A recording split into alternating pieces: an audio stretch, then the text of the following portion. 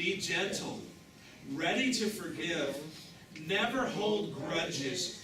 Remember, the Lord forgave you, so you must forgive others. Look up here for a second. Marriage does not stand a chance without forgiveness. If you hold on to it, it will tear you up. And it's usually going to tear you up yourself, because the other person probably doesn't have a clue. Notice the fifth thing. The fifth way we can handle a hard marriages is to get others to come along and support us.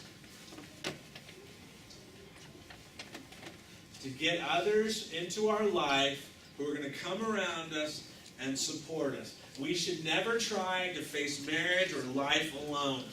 Why? Because culture works against marriage, as far as we can see today. TV says if you're not happy, you should just get out. Isn't that true? You guys agree with that, right? TV says if you're not happy, just get out. There's websites out there that are advertising on TV. If you're not happy in your marriage, just go have an affair. That's an ad I saw on television this last week. Your non-Christian friends who could care less what God has to say will say, you know what, they're just not worth it. You should just get out of that relationship. Well, stop. You deserve it more. You deserve to be happy. Let me just say this. God didn't design marriage to make you happy. Did you know that? That's not the reason God designed marriage. I think God designed marriage to make you more holy, to make you more like Him. It's hard. Marriage is hard. You've got to be willing to go for it and say, look, we're going to do this, and no matter what happens, we're not going to end it. That's a hard thing to say, to take the D word right off the table before you even start. Let me give you a couple of verses about friendship, about relationships that we need in our life. Notice up here on the screen, Proverbs tells us, get all the advice and instruction you can and be wise the rest of your life. I guess the opposite would be true also. You know, if you want to be dumb, don't listen to what anybody else has to say. Right? Look at the next one, Proverbs 11:14. In the abundance of counselors, there is what?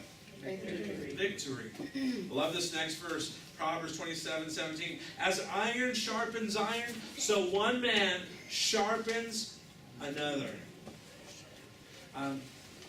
Let me just say this really quick, and my dad's here, and he'll forgive me because he's a Christian and he loves me. Right, Dad? Sometimes your parents will give you lousy advice regarding your marriage. And you guys have seen this, right? About relations. They'll give you lousy advice. Why is that? Because you're their baby. You're their mijo. And they want you to be happy. And so they're going to tell you something that's just not true.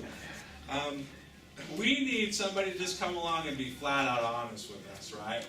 And notice this verse up here. It says, better is open rebuke than hidden love. It's better for somebody just to flat out tell you like it is than to not say anything and tell you I love you.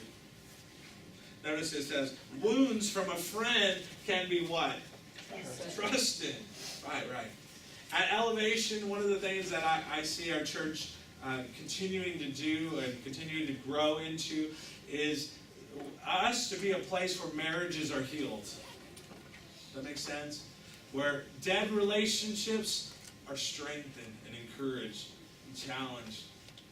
And God, when God raises dead marriages in this place, wouldn't that be a great place to have come?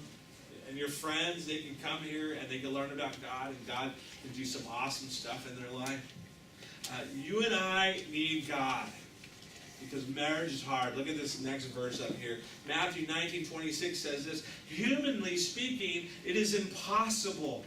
What's impossible? Everything's impossible. But notice this. But with God, everything is what? Possible. Everything is possible with God. Notice this last verse, one of my favorite verses in the entire Bible. Matthew 6:33 says this, he will give you all you need from day to day if you live for Him. and you make the kingdom of God your primary concern. God, I'm going to put you first. I'm going to live for you first. God says, I'll give you what you need from